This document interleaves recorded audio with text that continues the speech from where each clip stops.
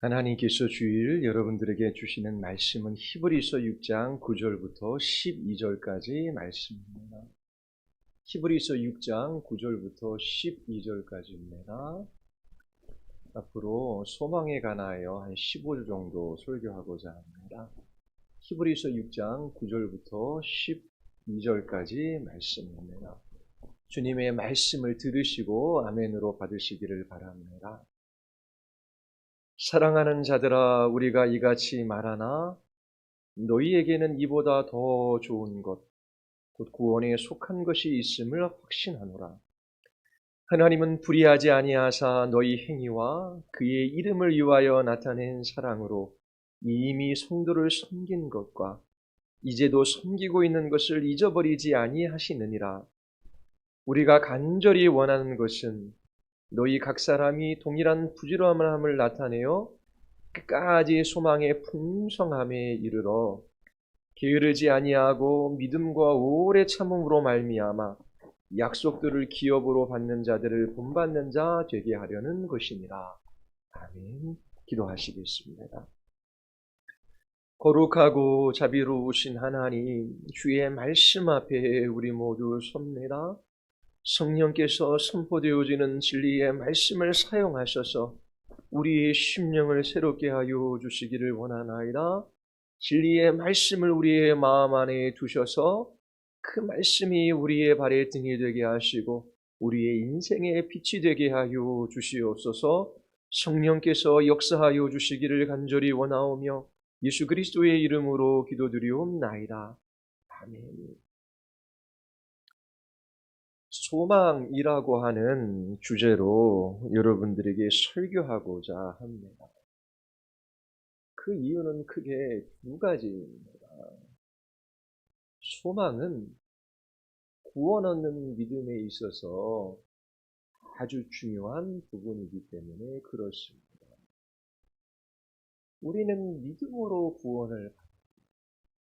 하나님의 은혜로 말미암아 우리 안에 하나님께서 믿음을 불러 일으키셨지요. 예수 그리스도를 믿는 사람들마다 멸망하지 않고 영생을 얻습니다. 그러나 우리가 소망으로 구원을 얻는다라고 하는 이 부분은 잘 몰라요. 소망 또한 구원 얻는 믿음에 있어서 중요한 한 부분임을 여러분들에게 말씀드리고자 합니다. 그리고 소망은 우리의 삶에서 열매를 맺게 하는 셈과 같은 기쁨과 사랑과 용기와 인내의 열매를 맺게 합니다. 그래서 여러분들에게 소망이라고 하는 주제로 설교하고자 합니다. 여러분들에게 설교하는 목표는 신앙이 있는 사람이나 없는 사람이나 모두 이 세상이나 세상에 있는 것들에 소망을 두지 않고 하나님께 소망을 두게 하기 위함입니다. 앞으로 소망에 관해서 여러분들에게 설교할 터인데 오늘은 첫 번째 시간으로 소망이란 무엇인가 말씀드릴 겁니다. 그리고 계속 이어지는 주마다 우리가 소망할 수 있는 근거와 이유가 어디에 있는가?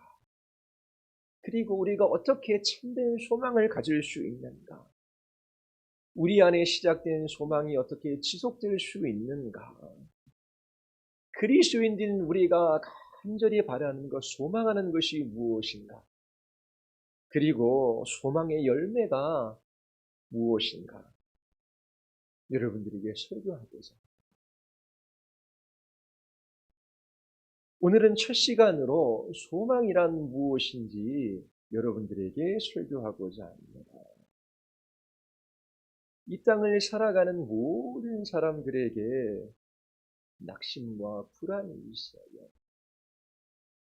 낙심이라고 하는 것은 바라던 일들이 잘 이루어지지 않아 마음이 상하는 것입니다.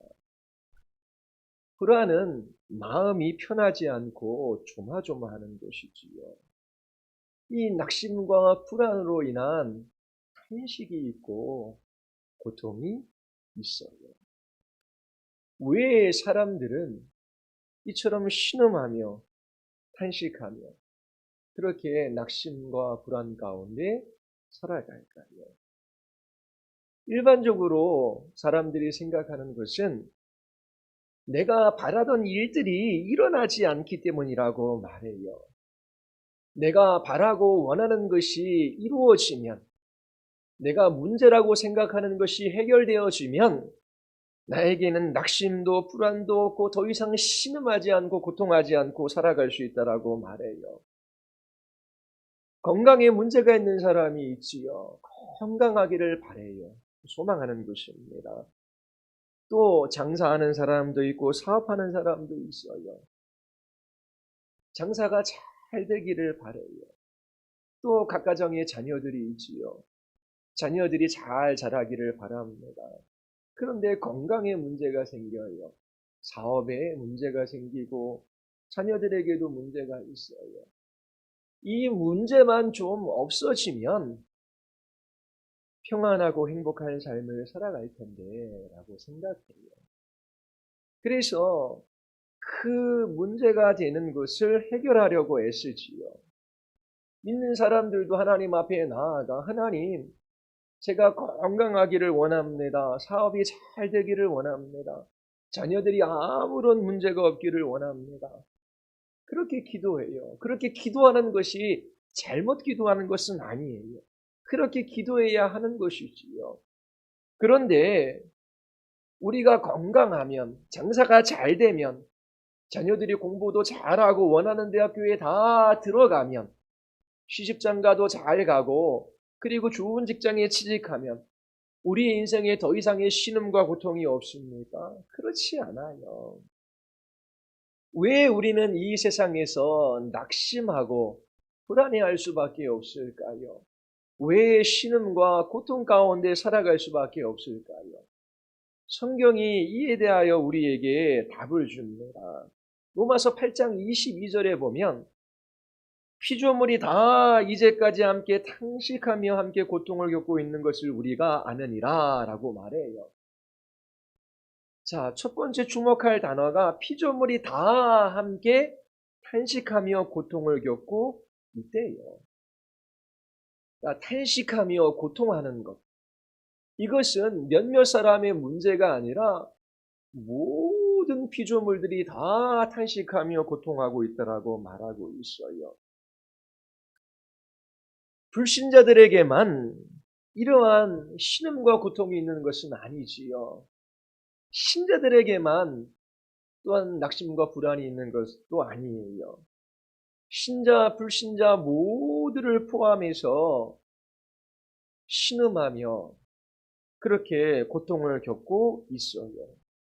로마서 8장 23절에 보면 우리 곧 성령의 처음 익은 열매를 받은 우리까지도 속으로 탄식하며 라고 말해요.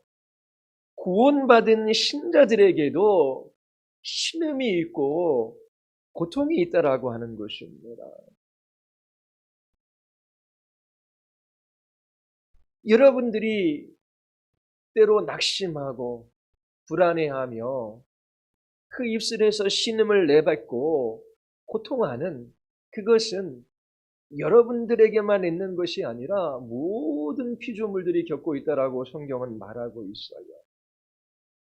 그러므로 여러분들의 개인적인 상황에 먼저 연결시켜서 그렇게 생각하는 그것을 멈춰야 합니다. 왜 나에게 이렇게 어려운 일들이 일어났을까? 왜 우리 가정에만 이렇게 힘든 일이 있을까? 그렇게 먼저 생각하지 말라라고 하는 것입니다. 신음과 고통은 모든 피조세계, 모든 피조물들 가운데 다 나타나는 현상이라고 성경이 말하고 있어요. 여러분들이 낙심과 불안 가운데 신음하고 있다면 그것은 모든 피조물들이 겪고 있는 고통과 신음의 한 부분이에요. 먼저 이것을 생각해야 하는 것입니다. 여러분들의 신음, 고통, 그 모든 것을 개인적인 차원으로만 다루는 것을 경계해야 해요. 그리고 또 하나, 로마서 8장 22절에서 피조물이 다 이제까지라고 말해요. 피조물이 이제까지 함께 탄식하며 고통을 겪고 있다라고 하는 것이지요. 고통과 신음은 일시적인 것이 아니라 인류의 역사 가운데 계속해서 있어 왔다는 것을 알 수 있어요. 그리고 예수님이 다시 오셔서 역사가 끝나는 그 마지막 날까지 신음과 고통은 계속될 것입니다. 자, 그러면 이 모든 피조물들의 탄식과 신음은, 이 고통은 어디서부터 온 것일까요? 로마서 8장 20절에 보면 피조물이 허무한 데 굴복하는 것은 자기 뜻이 아니요 오직 굴복하시는 이로 말미암으니라.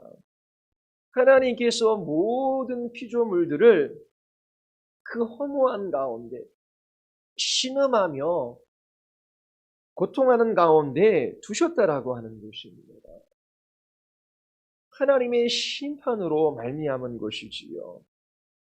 한 사람으로 말미암아 죄가 이 세상에 들어왔어요. 죄로 말미암아 사망이 들어왔지요.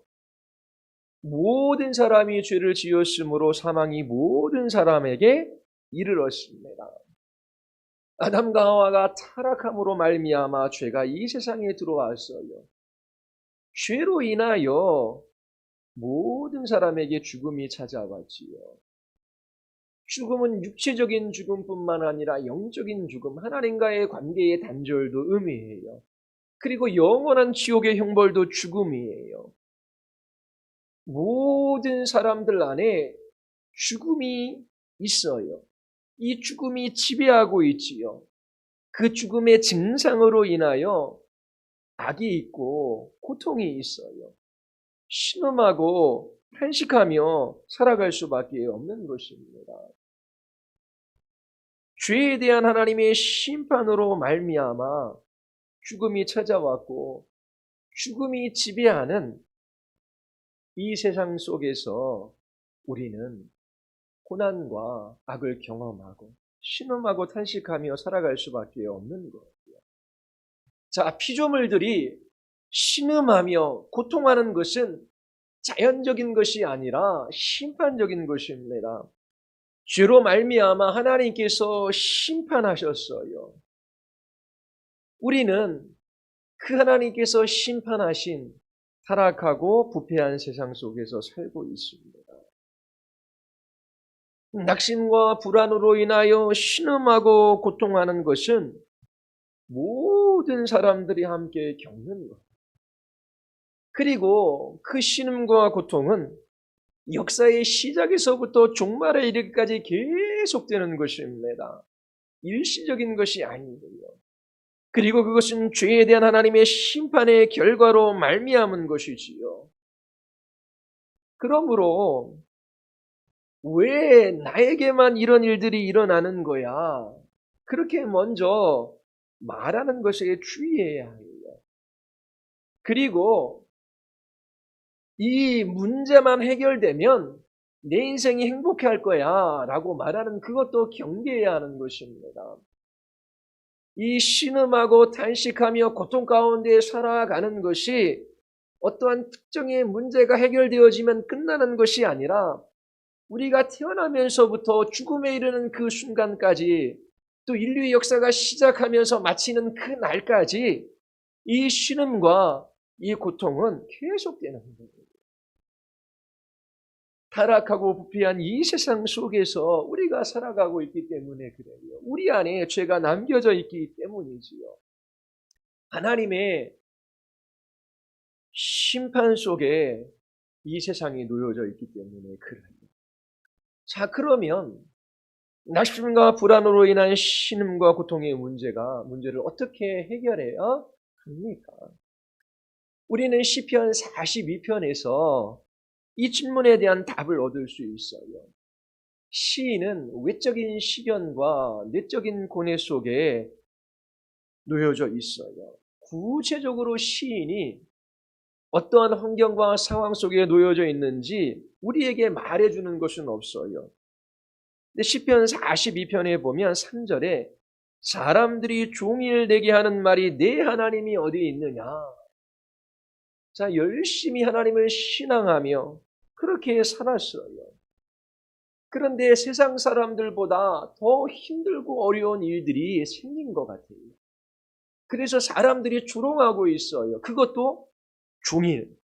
야, 내가 하나님 믿는다라고 하는데 너의 가정에 일어나는 일을 봐봐. 내게 일어난 일을 봐봐.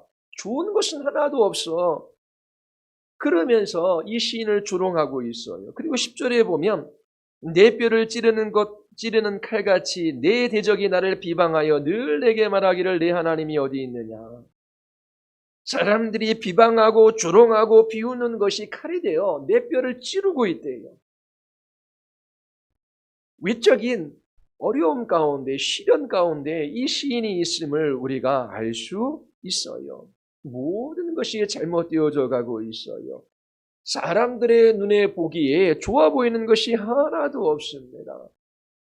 그러면서 이 시인은 내적인 고뇌에 휩싸여요. 42편 5절에 보면 내 영혼아 내가 어찌하여 낙심하며 어찌하여 내 속에서 불안해하는가. 자, 낙심이 그 마음에 있어요. 불안이 있는 것이지요. 그리고 3절에 보면 내 눈물이 주야로 내 음식이 되었도다. 낙심과 불안으로 인하여 탄식하며 눈물을 흘리고 있는 것입니다. 그리고 7절에 보면 모든 파도와 물결이 나를 휩쓸었나이다. 파도와 물결이 자기를 삼켜버렸대요. 자, 시인에게 외적인 시련이 있어요. 사람들의 눈에 보이기에 좋아 보이는 것이 하나도 없어요. 사람들은 내가 하나님을 믿는다라고 하는 사실을 비방하고 조롱하며 내 하나님이 어디 있느냐라고 말해요. 마음의 불안과 낙심으로 인하여 괴로움이 있습니다. 눈물이 나요. 파도와 물결이 나를 삼켜버린 것 같아요. 자, 이렇게 낙심하고 불안할 수밖에 없는 상황 속에서 어떻게 해야 합니까? 시인은 이렇게 말해요. 내 영혼아 내가 어찌하여 낙심함이 어찌하여 내 속에서 불안해하는가? 너는 하나님께 소망을 두라. 그가 나타나 도우심으로 말미암아 내가 여전히 찬송하리로다. 하나님의 도우심으로 말미암아 네 입술에 새 노래가 있을 것이다. 기쁨의 찬양이 있을 것이다. 하나님께 소망을 두는 싸움을 싸워라. 자기 자신에게 말하고 있는 거예요. 시인은 자신을 낭망하게 하고 불안하게 하는 환경과 상황의 변화에 목말라 하고 있지 않아요. 하나님, 내가 건강해지기를 원합니다. 나의 사업이 잘 되기를 원합니다. 내 자녀들에게 아무런 문제가 없기를 원합니다. 그거 먼저 붙들고 씨름하는 것이 아니에요. 시인은 그를 괴롭게 하는 대적자들이 망하거나 그들로부터 피하는 것을 먼저 구하지 않고 있어요. 42편 1절에 보면 하나님이여 사슴이 시냇물을 찾기에 갈급함같이 내 영혼이 주를 찾기에 갈급하나이다. 내 영혼이 하나님 곧 살아계신 하나님을 갈망하나니 내가 어느 때에 나아가서 하나님의 얼굴을 배울까. 외적인 시련이 있고 내적인 고뇌가 있어요. 낙심과 불안이 나를 삼켰어요. 눈물이 나요. 사람들의 말이 칼이 되어 내 뼈를 쑤시는 것 같은 고통이 있어요. 그때 하나님 저들을 물리쳐 주십시오. 사람들의 눈에 보이기에 좋아 보이는 것이 하나도 없는데 세상 사람들이 원하는 복을 내게도 주시옵소서. 그런 게 아니에요. 하나님의 얼굴을 구해요. 하나님 자신을 갈망합니다. 하나님께 소망을 두는 싸움을 싸우고 있어요. 시인은 왜 나에게 이런 일들이 일어나는가? 왜 하나님을 믿는 나에게 이렇게 어려운 일들이 있는가라고 말하지 않아요. 그리고 나를 대적하고 나를 비방하고 그렇게 저들의 말이 칼이 되어 나를 고통스럽게 하는데 저 대적자들만 없으면 나는 살 것 같아요. 그렇게 말하지도 않아요.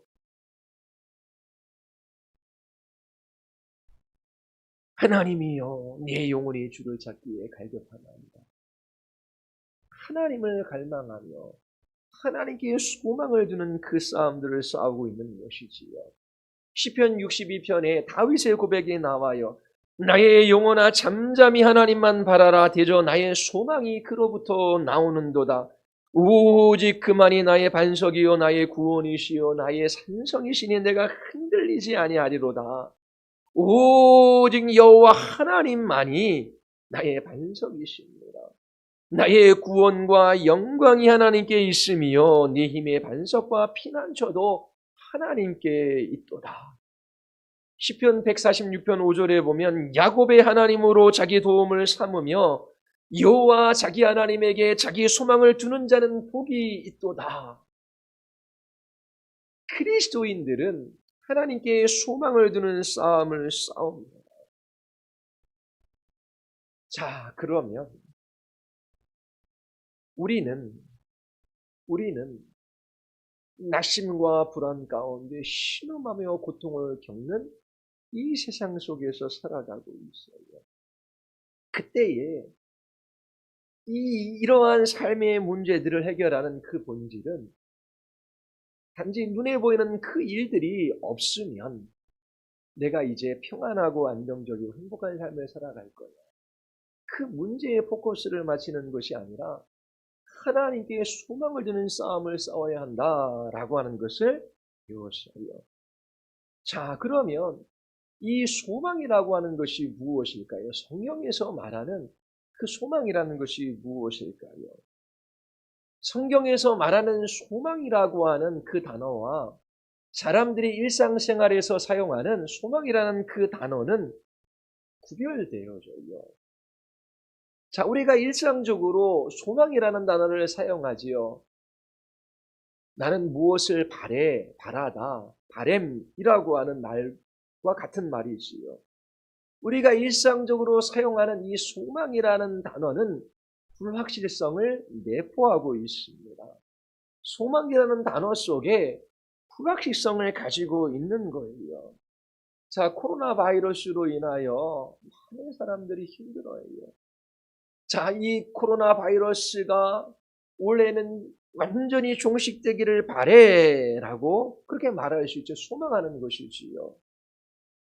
그러나 내가 이처럼 코로나 바이러스가 종식되기를 바래라고 하는 말의 그 의미 속에는 이 코로나 바이러스가 완전히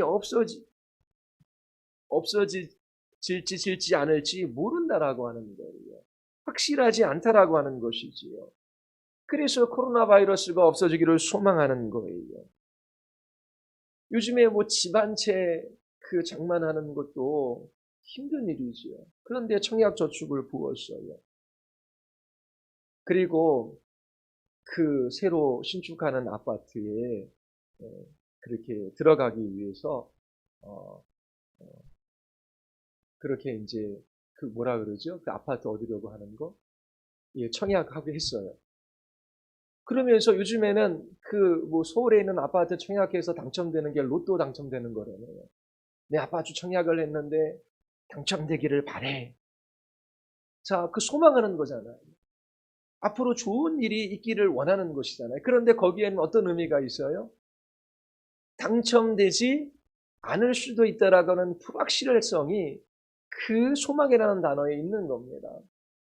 우리 어린아이가 아빠가 출근할 때 이렇게 말해요. 아빠, 오늘 일찍 들어와서 나하고 함께 놀아주기를 바래요. 자, 그렇게 소망하는데 아빠가 일찍 집에 오지 않을 수도 있는 거예요. 그래서 일찍 들어와서 나랑 놀아줬으면 하는 그 바람을 표현한 것이지요. 이처럼 이 세상에서 소망이라는 단어를 사용할 때에 그 단어 속에는 불확실성이 내포되어져 있어요. 내가 바라는 것이 이루어질 수도 있고 이루어지지 않을 수도 있다. 내가 바라는 것을 얻을 수도 있고 얻지 못할 수도 있다. 그 이루어지지 않고 얻지 못할 수도 있다라고 하는 불확실성이 소망 가운데 내포되어져 있는 것입니다. 그래서 세상에서 소망이라는 단어를 사용할 때에 그것은 불확실성을 표현하고 있는 거예요. 자, 그러나 성경에서 말하는 소망은 장래에, 미래에 좋은 일이 일어날 것이라고 하는 기대뿐만 아니라 그것이 반드시 일어날 것이라고 하는 확신이에요. 우리가 바라고 기대하는 좋은 것이 반드시 이루어질 것이라고 하는 확신입니다. 그것이 소망이에요. 자, 그리스도인들은 확신을 가지고 소망이라는 단어를 사용해요. 왜냐하면 그 소망이 하나님의 성품과 의지에 달려있기 때문에 그래요.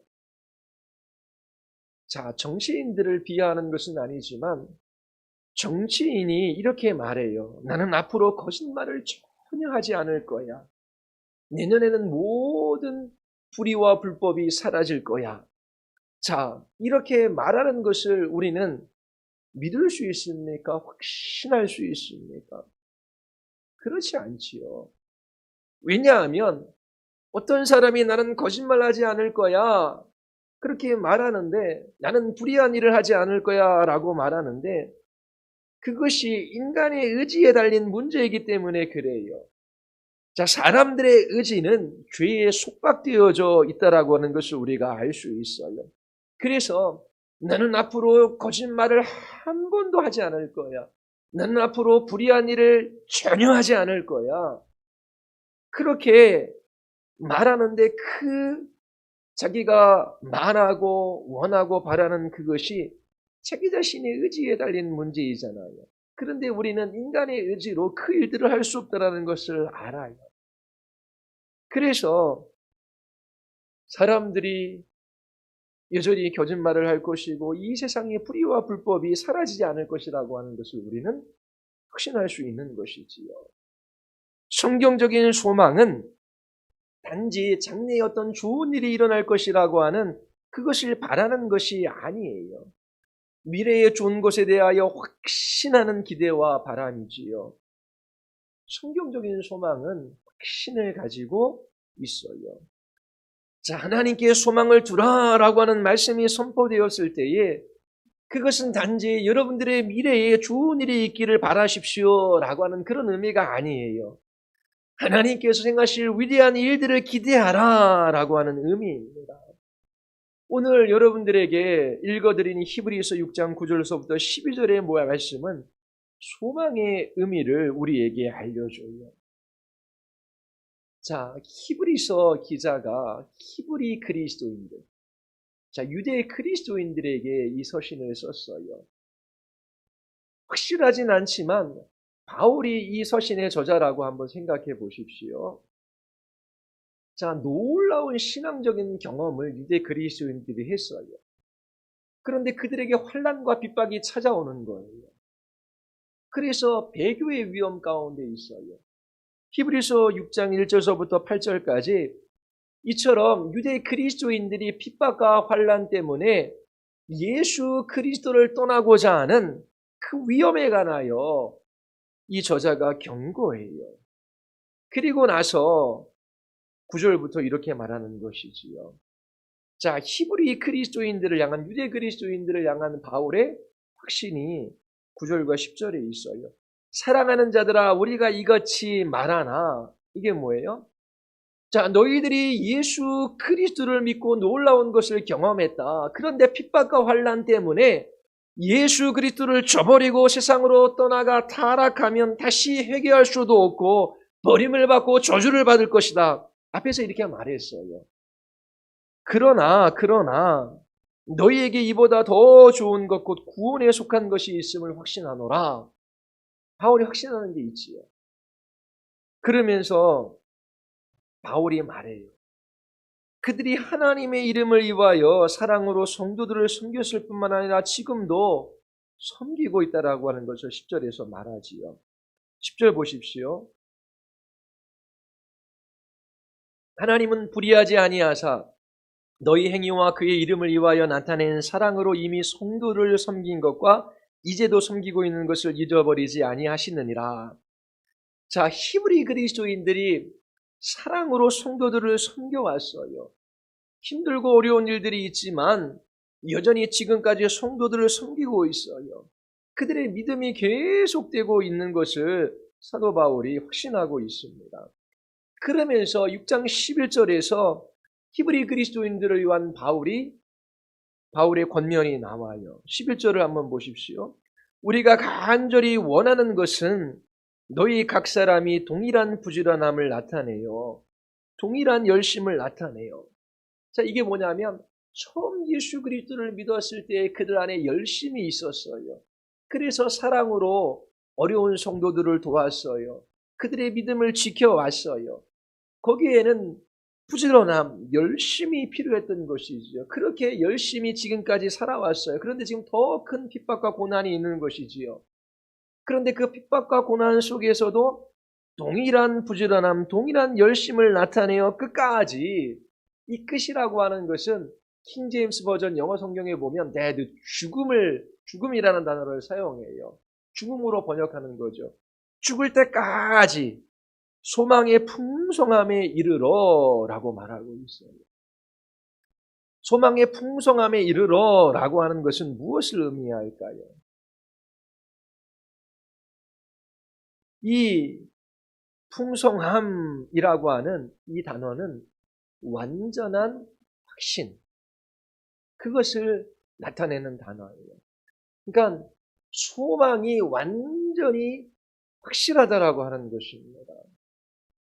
소망의 풍성함에 이르러라고 하는 것은 확신에 찬 소망을 죽을 때까지 그렇게 갖고 살아가는 이 싸움들을 싸워야 한다라고 지금 말하고 있는 것입니다. 지금 사도 바울은 소망이라는 단어와 함께 확신이라는 단어를 사용하고 있어요. 그래서 이 유대 그리스도인들이 핍박과 환난 가운데 있어요. 그들이 예수 그리스도를 저버리고 세상으로 떠나갈 수 있는 위험이 있어요. 그런데 지금까지 그들은 믿음을 지켜왔어요. 앞으로도 어떤 핍박과 환난이 있더라고 할지라도 동일한 열심으로 여러분들이 죽을 때까지 이 소망의 풍성함에 이르기를 원합니다. 확신에 찬 소망 가운데 살아갈 것을 권면하고 있는 거예요. 이 소망이 확실하다. 그것을 붙드는 싸움을 죽을 때까지 싸울 수 있기를 권면하는 것이죠. 그리고 12절에서 게으르지 아니하고 이 영적인 일에 무감각하지 아니하고 그런 말입니다. 그러면서 믿음과 오래 참음으로 말미암아 약속들을 기업으로 받은 자.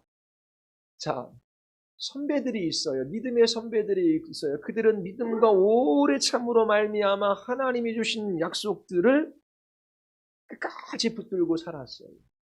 자, 예를 들어서 아브라함이지요. 아브라함에게 하나님의 약속이 주어졌지요. 그에게 아들이 있을 것이라고 말했어요. 그 약속의 말씀이 성취될 때까지 끝까지 믿음과 오래 참음으로 그렇게 그 길을 걸어갔어요.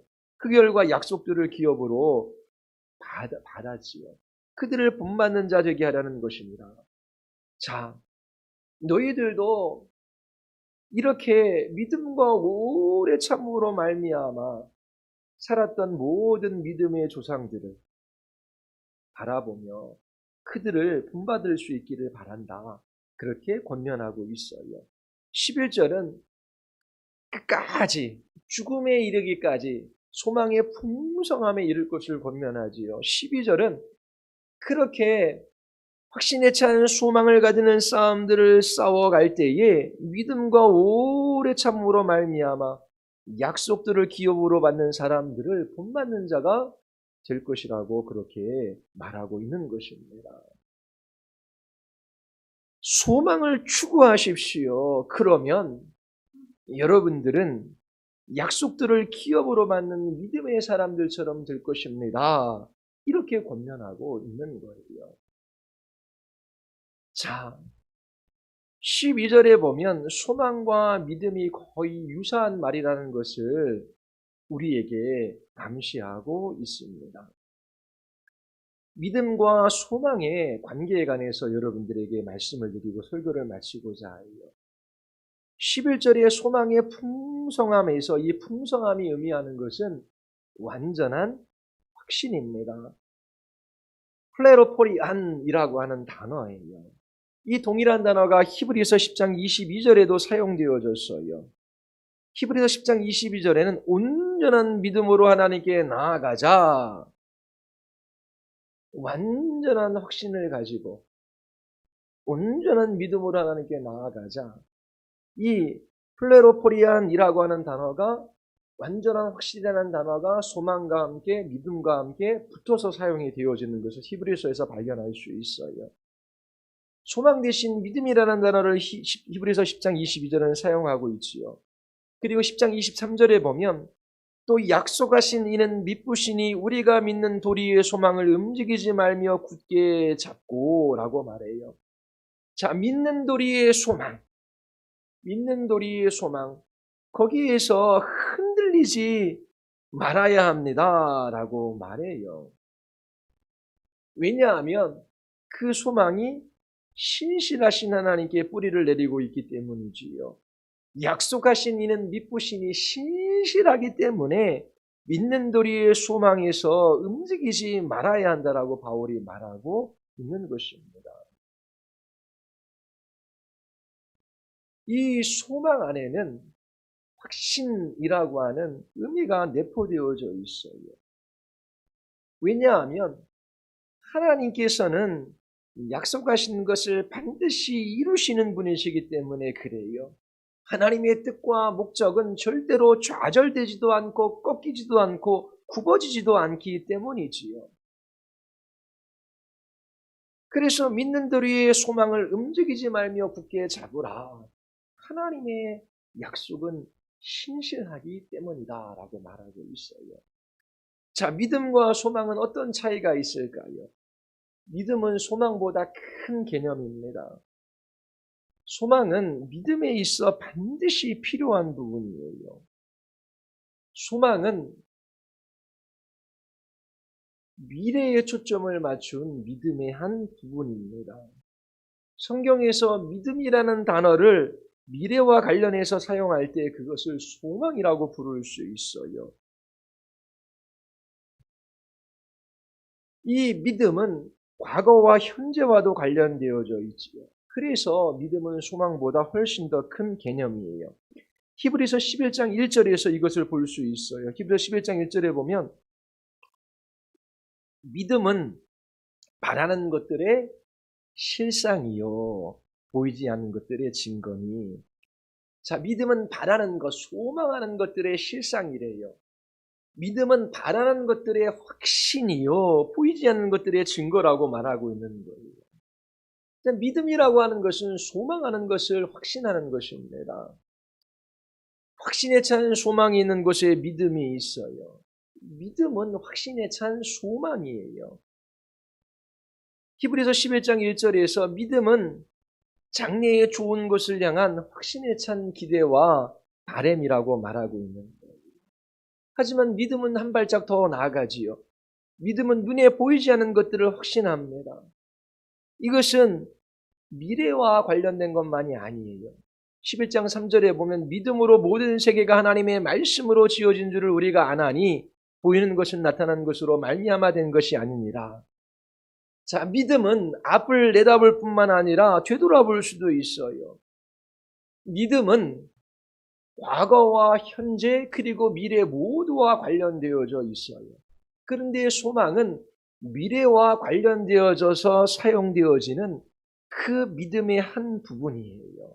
그래서 믿음이 소망보다 더 큰 개념입니다.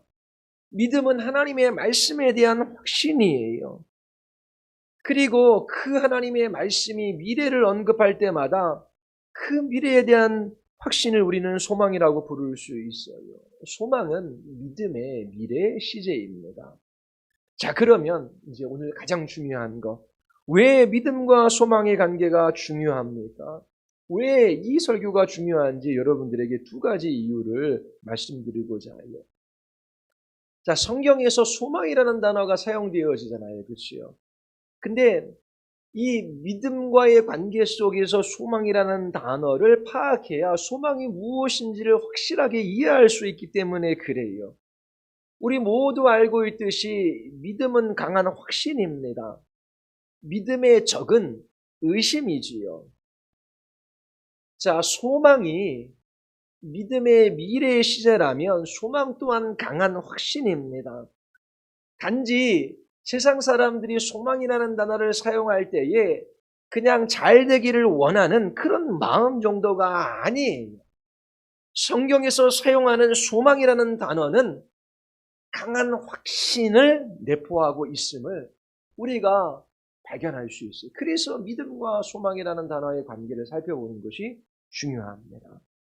그리고 이것을 살펴보는 중요한 두 번째 이유가 뭐냐면 얼마나 소망이 우리에게 필요한지를 보여주기 때문에 그래요. 자, 우리는 은혜로 믿음을 통하여 구원을 받아요. 하나님께서 죄인들에게 값없이 베푸시는 호의의 사랑, 그것이 있어요. 하나님께서 우리를 위하여 행하신 그 모든 은혜의 일들로 말미암아 하나님께서 우리 안에 믿음을 불러일으키셔요. 그리고 그 믿음을 통하여 우리는 구원을 받지요. 믿음은 우리의 구원에 있어서 반드시 필요합니다. 그러나 소망 역시 우리의 구원에 있어서 반드시 필요하다라고 하는 이 생각은 잘 하지 못해요. 소망은 믿음의 핵심입니다. 소망을 빼버린다면 히브리서 11장 1절에서처럼 믿음에 대한 정의를 내릴 수 없어요. 우리는 믿음을 통하여 은혜로 구원을 받지요. 그런데 그것만이 아니라 우리는 소망을 통하여 은혜로 구원을 받는 거예요. 이 믿음은 과거에 관한 것, 현재에 관한 것, 앞으로에 관한 모든 것과 관련되어져요. 그리고 이 믿음은 미래에 관하여 말할 때에 강한 확신인데 그 미래 시제에 관하여 말할 때에 소망이라고 하는 단어로 성경이 사용하고 있어요. 그래서 소망도 강한 확신이에요. 자, 이걸 놓고 생각해 볼 때에 믿음이 있다라고 하는데 예수님을 믿는다라고 말하는데 장래에 대한 소망으로 말미암아 하나님이 행하실 일에 대한 기대로 말미암아 그 사람 안에 기쁨과 사랑과 용기와 인내의 열매가 전혀 없다라고 하면 그 사람은 믿음 있는 사람이 아니라고 하는 거예요. 믿음이 있는데 소망이 없어요. 그런 믿음은 없어요. 소망이 있다라고 하는 것은 장래 하나님께서 우리에게 좋은 것을 주실 것이라고 하는 확신 속에서 기쁨과 사랑과 용기와 인내의 열매를 맺고 있는 사람들은 믿음이 있는 사람이라고 하는 거예요. 그래서 믿음으로 말미암아 구원받아요. 그런데 믿음뿐만 아니라 우리는 소망을 통하여 은혜로 구원을 받는 것입니다. 무슨 말씀인지 이해하시지요? 믿음은 있는데 소망은 없다. 그런 믿음이 없다라고 합니다. 장래에 관하여 미래에 관하여 하나님께서 행하실 일들을 기대하는 강한 확신이 있는 소망이 있는 사람들은 어떻게 해요? 믿음이 있는 것이지요. 그래서 믿음과 소망의 관계가 중요한 것입니다. 나 예수 믿어. 나 예수 믿어. 그런데 하나님께 소망을 두는 싸움을 싸우지 않아요. 하나님께 소망을 둠으로 그 영원히 마르지 않는 샘 속에서 기쁨과 사랑과 담대함과 인내의 열매들을 맛보는 것이 무엇인지를 몰라요. 그러면 믿는 사람이 아니라고 하는 것입니다. 그 믿음은 참된 믿음이 아니라고 하는 거예요. 바울은 로마서 4장 18절에서 소망에 관하여 같은 것을 말해요. 바울은 믿음을 가진 아브라함을 예로 들어요. 아브라함은 믿음으로 의롭다 여김을 받았지요. 로마서 4장 22절에 보면 그러므로 그것이 그에게 의로 여겨졌느니라. 바울이 말하는 아브라함의 믿음은 하나님께서 그에게 약속하신 아들 이삭을 주실 것이라고 하는 확신이에요. 아브라함이 의롭다 여김을 받는 믿음은 하나님께서 약속하신 것이 장래에 반드시 이루어질 것이라고 하는 확신이잖아요. 이 하나님의 말씀에 대한 강한 확신, 그것을 보고 하나님께서 아브라함을 의롭다 여겨 주신 것이지요. 4장 21절에 보면 약속하신 그것을 또한 능히 이루실 줄을 확신하였으니 라고 말해요. 자, 이것은 히브리서 6장 11절에 있는 말로 표현하면 소망의 풍성함입니다. 아브라함은 기대에 찬, 확신에 찬 소망이 있었어요. 소망의 풍성함이 있었지요. 로마서 4장 18절을 보면 믿음과 소망이 어떻게 함께 역사하는지를 알 수 있어요. 아브라함이 바랄 수 없는 중에 바라고 믿었으니 이는 내 후손이 이같으리라 하신 말씀대로 많은 민족의 조상이 되게 하려 하심이라. 자, 아브라함은 바랄 수 없는 중에 바람으로 많은 민족의 조상이 되었어요. 소망할 수 없는 중에 소망했다라고 하는 것이지요. 바랄 수 없는 중에라고 하는 말은 일반적인 사람들이라면 아브라함의 자리에 설 때에 바랄 수 없었을 것이라고 하는 거예요. 소망할 수 없었을 것이라고 하는 거예요. 아브라함의 나이가 들었어요. 아브라함의 나이가 들었어요. 그래서 아이를 가질 수 없었습니다. 그의 아내도 아이를 낳을 수 없는 몸이 되었어요. 하지만 성경에서 말하는 소망은 결코 인간의 가능성에 근거를 두고 있지 않아요. 소망은 사람이나 환경이나 상황을 바라던 눈을 들어 하나님의 약속을 바라보게 하는 것이지요.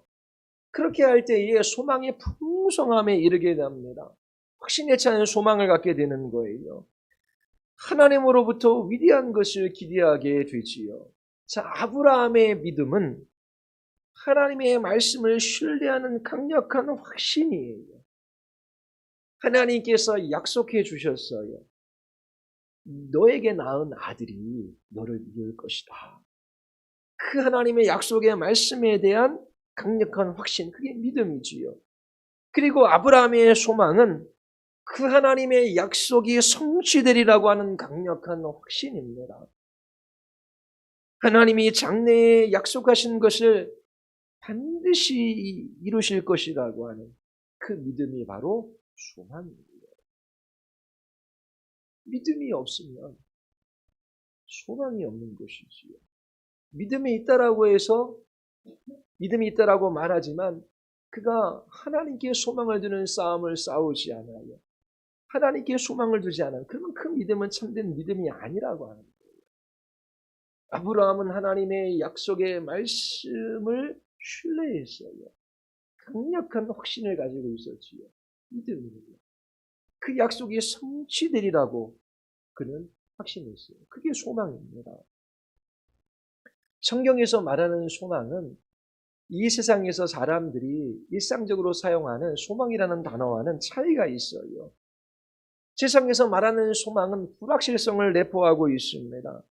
그러나 성경에서 소망이라는 단어를 사용할 때에 그것은 장래에 좋은 것이 주어지리라고 하는 완전한 확신과 기대예요. 로마서 15장 13절에 소망이 하나님이 모든 기쁨과 평강을 믿음 안에서 너희에게 충만하게 하사 성령의 능력으로 소망이 넘치게 하시기를 원하노라 라고 말해요. 여러분, 하나님께 소망을 두는 이 싸움을 싸우시기를 바랍니다. 하나님께 소망을 두는 사람이 가장 복된 사람입니다. 그러면 그 하나님께 소망을 두는 그 싸움을 통하여 하나님께서 여러분들 안에 넘치는 기쁨을 주셔요. 그리고 온유한 마음으로 사랑하며 살아갈 수 있게 하셔요. 무슨 일이 일어난다라고 할지라도 용기를 가지고 담대함으로 그렇게 한 걸음 한 걸음 내딜 수 있어요. 그리고 끝까지 인내하며 이 믿음의 길을 걸어갈 수 있는 것입니다. 하나님께 소망을 두십시오. 그리스도인들이 갖고 있는 소망은 이루어질 수도 있고 이루어지지 않을 수도 있는 것이 아니라 반드시 이루어질 것이라고 하는 그 하나님의 약속이 성취되리라고 하는 강력한 확신입니다. 우리 같이 기도하시겠습니다. 우리 이 시간 기도할 때에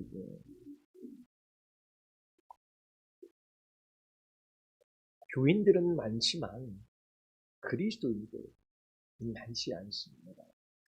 예수님을 믿는다라고 말하지만 하나님께 소망을 두는 그 싸움들을 싸우며 그 소망의 샘에서 맛이 오는 사람들은 많지 않아요. 진짜 믿음이 아닌 것이지요. 그 샘에서 기쁨과 사랑과 용기와 인내, 그 열매들을 맺으며 그렇게 복된 그리스도인의 삶을 하나님께서 살아가는 것입니다.